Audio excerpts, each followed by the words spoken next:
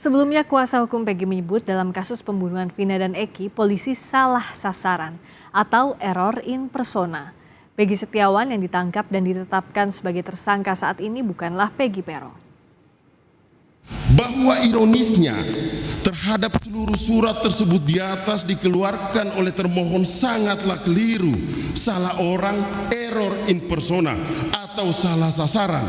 Sebab sejak tahun 2016 dan atau 8 tahun lalu dengan bersandar pada rilis termohon sendiri dan putusan Mahkamah Agung RI nomor 10-35-K-PIT-2017 yang termasuk DPO atas nama Peggy alias Peron, bukan Peggy Setiawan, karena Peggy Peron dan Peggy Setiawan adalah orang yang berbeda baik dari usia, alamat maupun ciri-ciri lain dengan pemohon.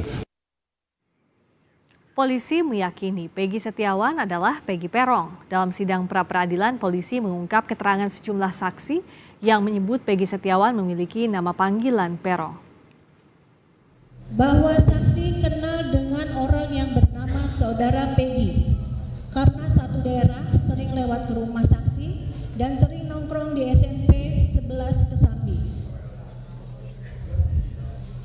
Bahwa alasan sering nongkrong di depan SMP 11 Kesambi karena strategis, sering dijadikan tempat bertemu dengan teman-teman di sekitar tempat tersebut dan merupakan tempat nongkrong di wilayah sekitar anak-anak belakang SMP 11 Kesambi.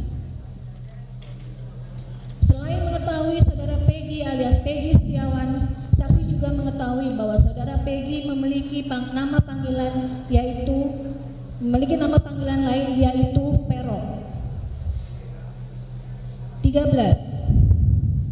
Saksi saudari Nilam Cahya menerangkan bahwa saksi mengenal saudara Peggy Setiawan sejak tahun 2014 dari mantan pacar saksi yang bernama saudara Ivan.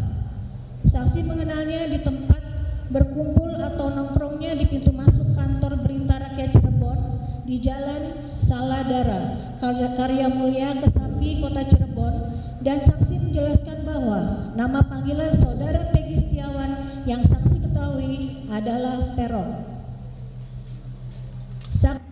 Selain keterangan saksi, polisi melakukan deteksi wajah menggunakan metode face comparison untuk membuktikan Peggy adalah Peron. Hasilnya di atas 90% identik antara foto wajah barang bukti dengan foto wajah pencarian Dukcapil. 17. Ahli Inafis Saudara Eko Wahyu Bintoro SHMKOM menerangkan bahwa melakukan pencarian wajah dengan metode 1:n dengan database kependudukan yang sudah terintegrasi dan dengan Dukcapil. Lalu kami mendapatkan beberapa kandidat dan kami pastikan kandidat yang memiliki nilai kemiripan yang sangat tinggi. Mekanisme selanjutnya adalah melakukan pencocokan wajah, melakukan metode face comparison 1:1 dengan hasil di atas 90% identik, yaitu membandingkan foto wajah barang bukti dengan foto wajah dari hasil pencarian ke database Dukcapil. Kemudian kembali lagi kami melakukan pencocokan.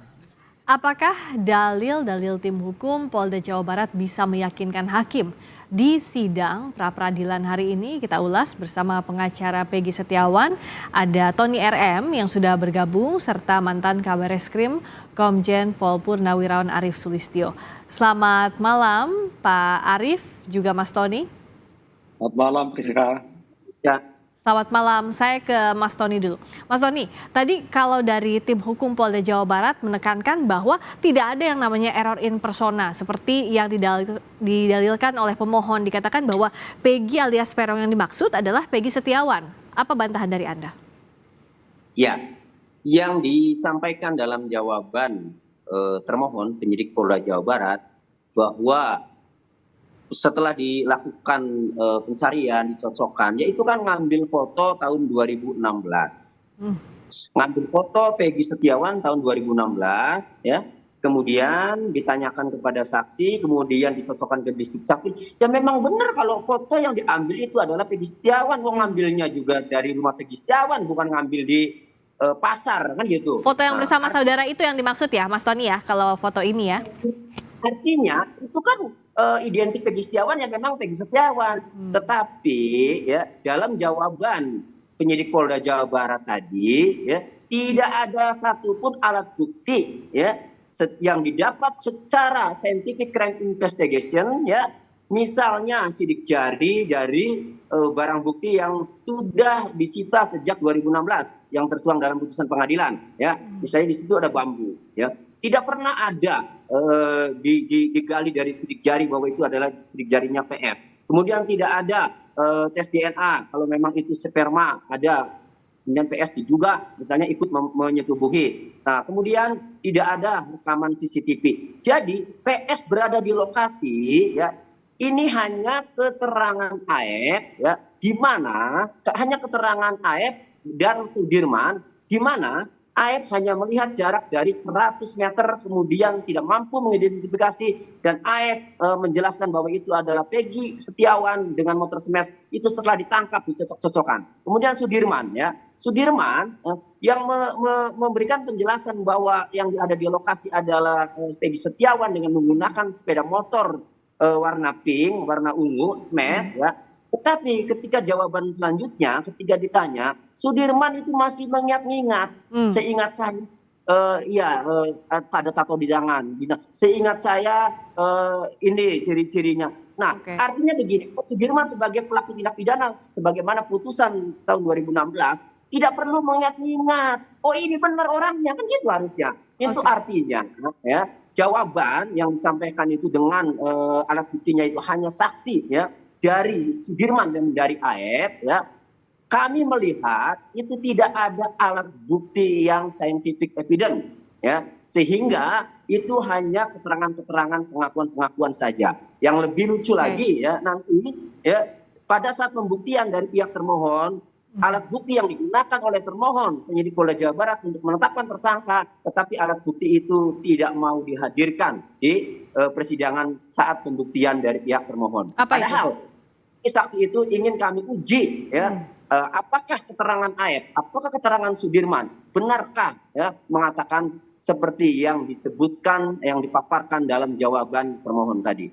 Oke, saya ke Pak Arief. Tadi kalau dari Mas Tony bilang bahwa alat bukti yang dihadirkan di persidangan tidak ada yang berdasarkan scientific crime investigation dan dianggap bahwa tidak memenuhi syarat minimal 2 dari 5 alat bukti yang ada di Kitab Undang-Undang Hukum Acara Pidana. Bagaimana menguji ini kalau secara objektifnya, Pak Arief? Terima kasih, Rizka. Selamat sore, Mas Tony. Selamat sore, Pak Arief. Sudah berjuang sampai dengan hari ini untuk menegakkan keadilan. Saya salut. Dan inilah mekanisme hukum yang memang diberikan oleh Undang-Undang Hukum Acara Pidana melakukan itu yang digugat adalah sah tidaknya penangkapan. Sah tidaknya penahanan, sahnya penghentian, dan sah tidak pidana terlebih dahulu. Kemudian mengenai siapa pelaku yang sebenarnya, nah ini pasti dari penyidik juga akan memberikan argumentasi-argumentasi, karena kalau error in persona mungkin bukan di sini untuk pembuktian siapa pelakunya. Nanti kalau sudah masuk ke dalam materi perkara, berarti di persidangan. Pembuktiannya apakah Peggy yang sekarang ini mengajukan pra peradilan untuk melakukan perbuatan yang bukan atau tidak, pertanyaan di dalam sidang pengadilan nanti. Jadi inilah perjuangan yang harus diperjuangkan oleh penasihat hukum. Ya, Pak Arief, tadi agak sedikit terputus dalam komunikasinya, tapi saya ingin menekankan soal tadi alat bukti, ini kan yang dibuktikan di sini adalah sah atau tidaknya penetapan tersangka ya, bukan masuk kepada pokok perkara. Nah, untuk membuktikan sah atau tidaknya penetapan tersangka terhadap Peggy Setiawan, batu uji apa saja yang bisa nantinya digali oleh hakim dalam persidangan ini? Nah, itu nanti menjadi kewenangan hakim ya, alat bukti di pasal 184 itu ada keterangan saksi, keterangan ahli, petunjuk, kemudian keterangan terdakwa. Ini nanti yang akan diuji di sidang pengadilan. Tetapi di dalam pra peradilan ini adalah sah tidaknya penangkapan, sah tidaknya penahanan, kemudian sah tidaknya penghentian penyidikan. Ini kan penyidikan masih berjalan ya. Tapi yang menjadi fokus dari penasihat hukum adalah sah atau tidak penangkapan yang dilakukan oleh penyidik terhadap Peggy ini. Kemudian sah atau tidak penahanannya. Ini yang harus diperjuangkan dulu. Ya, silakan. Oke, saya ke Pak Tony. Pak Tony, Mas Tony, kalau sah tidaknya penangkapan tadi dibantah oleh penyidik Polda Jawa Barat bahwa sudah ada surat perintahnya, baik itu penyitaan maupun penangkapan. Nah, bagaimana Anda melihatnya dan membuktikan sebaliknya? Karena kalau dari pihak Anda beberapa waktu lalu juga menyatakan bahwa ini Peggy ditetapkan sebagai tersangka dulu, baru diperiksa. Nah, silakan. Ya, pertama saya bahas mengenai sah tidaknya penangkapan. Dalam pasal 17 KUHP ya, bahwa penangkapan ya terhadap orang yang diduga melakukan tindak pidana itu ya, itu harus ada bukti permulaan dan minimalnya 2 alat bukti, dan status orang tersebut memang patut diduga ya sebagai pelaku tindak pidana. Nah, untuk mengkonfirmasi adanya 2 alat bukti itu ya, maka calon tersangka atau orang yang diduga melakukan tindak pidana itu harus diperiksa dulu sebagai saksi. Itu. Nah, Peggy Setiawan ini tidak pernah diperiksa sebagai saksi. Ditangkap langsung diperiksa sebagai tersangka pada tanggal 21 Mei ya, ditangkap kemudian ditetapkan tersangka ya pada tanggal 21 Mei ya. Nah, kemudian sah tidaknya penetapan tersangka ya. Di dalam putusan Mahkamah Konstitusi nomor 21 tahun 2014 bahwa penetapan tersangka terhadap seseorang yang diduga melakukan tindak pidana selain memiliki 2 alat bukti yang termuat dalam pasal 18 KUHP juga harus dilakukan pemeriksaan pada orang tersebut dalam tahap penyidikan sebagai saksi. Ini yang fatal. Jadi jawaban yang disampaikan oleh penyidik Polda Jawa Barat tadi ya, penyidik tidak mampu dalam dalilnya tidak mampu membuktikan ya, tidak mampu menyampaikan ya bahwa penyidik telah melakukan pemeriksaan Peggy Setiawan sebagai saksi. Nah, ini penting karena Pak Budi Gunawan dulu, kalau kita masih ingat, kenapa Pak Budi Gunawan gugatan pra peradilannya dikabulkan? Karena dalam keadaan mepet begitu Pak Budi Gunawan jadi calon kandidat Kapolri langsung ditetapkan tersangka tanpa diperiksa sebagai saksi. Hal itulah yang kemudian gugatan Pak Budi Gunawan dikabulkan. Kemudian dikeluarkanlah putusan Mahkamah Konstitusi. Akhirnya penetapan tersangka itu menjadi objek pra peradilan dengan catatan tadi selain memiliki 2 alat bukti maka diperiksa dulu calon tersangkanya sebagai saksi. Ini tidak dilakukan. Itu syarat formal tadi yang akan diuji oleh hakim pra peradilan nanti. Oke, soal syarat formal ini tentu Pak Arief sudah hatam betul sebagai mantan Kabareskrim. Tadi Mas Tony bilang bahwa tidak pernah diperiksa sebagai saksi Peggy Setiawan. Ini bisakah jadi celah bahwa penangkapan terhadap Peggy Setiawan dan penetapan tersangkanya tidak sah? Jadi penangkapan itu syaratnya adalah bukti permulaan yang cukup. Ketika penahanan, bukti yang cukup. Apa itu bukti permulaan yang cukup? Laporan polisi atau laporan kejadian ditambah dengan 1 saksi. Itu cukup untuk melakukan penangkapan. Setelah dilakukan penangkapan, maka dilakukan pemeriksaan. Tentu penyidik tidak gegabah di dalam melakukan penangkapan. Dia pasti sudah memiliki alat bukti yang lain. Nah, untuk menetapkan seseorang menjadi tersangka, ini harus dilakukan proses gelar perkara. Ketika akan melakukan penahanan, harus dilakukan proses gelar perkara untuk menguji kecukupan alat buktinya. Nah, inilah yang menjadi debatable. Dari pihak pengacara minta penyidik untuk menghadirkan alat buktinya. Penyidik menjawab bahwa ini sudah masuk pada materi perkara. Nah, ini yang nanti akan menjadi pertimbangan Pak Hakim yang memimpin sidang pra-peradilan. Apakah dalil-dalil dari pengacara, kemudian dalil-dalil yang disampaikan oleh pihak penyidik, ini akan dipertimbangkan semuanya, dan itu putusannya ada kepada Pak Hakim. Jadi yang menilai semua nanti Pak Hakim. Nah, soal ini bagaimana menguji di persidangan, Mas Tony tadi setelah sidang pra-peradilan, pihak Anda menyebut bahwa ada saksi dan juga ahli yang akan dihadirkan di sidang pra-peradilan. Nah, bagaimana mendudukan posisi masing-masing saksi dan ahli ini untuk menguatkan dalil permohonan yang Anda sampaikan, Mas Tony? Ya, dalil permohonan kami bahwa yang ditangkap itu adalah bukan Peggy alias Peron, melainkan Peggy Setiawan, dan pada saat kejadian berada di Bandung, maka kami dukung dengan alat bukti dari saksi-saksi yang akan kami hadirkan. 5 saksi yang akan kami hadirkan, itu yang mengetahui pada saat kejadian, itu Peggy Setiawan berada di Bandung. Itu. Nah, kemudian ada ahli nanti yang akan memaparkan sesuai dengan keahliannya, bagaimana seharusnya penetapan tersangka, bagaimana seharusnya penangkapan, bagaimana seharusnya penyitaan, bagaimana seharusnya DPO, penetapan DPO, kan gitu. Karena jangan lupa penyidik Polda Jawa Barat dalam melakukan penangkapan Peggy Setiawan dan kemudian menetapkan tersangka, itu dibaca putusan pengadilan, dalam dakwaannya juga sampai dibacakan sampai panjang.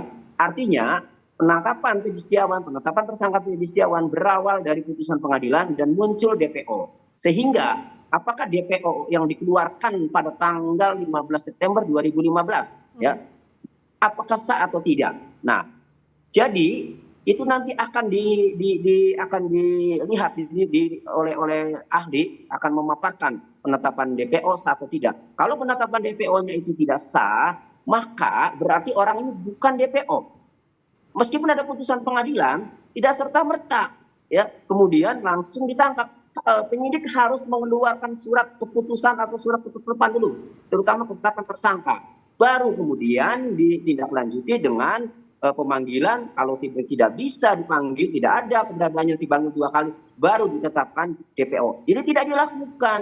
Penetapan tersangka tidak pernah dilakukan sejak 2016-2017, sejak putusan. Sampai dengan rame-rame, setelah viral ada film Dina, tidak pernah. Penetapan tersangka dilakukan pada tanggal 21 Mei 2024. Ya, baik. Terakhir saya ke Pak Arief, singkat saja. Tadi kan Mas Tony sudah memaparkan ada saksi ahli yang besok akan dihadirkan, begitu pula dari pihak termohon penyidik Polda Jawa Barat. Nah, dalam sidang pra-peradilan menguji hal formil sah atau tidaknya penangkapan serta penetapan tersangka dengan dihadirkannya saksi dan ahli, ini bisa jadi bahan untuk hakim mempertimbangkan bahwa status tersangka Peggy ini sah atau tidak, begitu ya Pak Arief. Nah, tapi bagaimana mendudukannya secara objektif? Apa yang disampaikan para pemohon maupun termohon? Ya, masing-masing pihak pasti akan mempertahankan apa yang sudah dilakukan dan apa yang menjadi gugatannya.